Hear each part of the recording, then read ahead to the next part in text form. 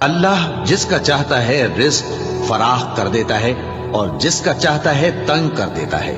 और काफिर लोग दुनिया की जिंदगी पर खुश हो रहे हैं और दुनिया की जिंदगी आखिरत के मुकाबले में बहुत थोड़ा सामान है। और काफिर कहते हैं कि इस पैगंबर पर इसके परवरदिगार की तरफ से कोई निशानी क्यों नाजिल नहीं हुई। कह दो कि अल्लाह जिसे चाहता है गुमराह करता है और जो उसकी तरफ रुजू होता है उसको अपनी तरफ का रास्ता दिखाता है, यानी उनको जो ईमान लाते और जिनके दिल अल्लाह की याद से आराम पाते हैं उनको। और सुन रखो कि अल्लाह की याद से ही दिल आराम पाते हैं। जो लोग ईमान लाए और अमल नेक किए उनके लिए खुशहाली और उम्दा ठिकाना है।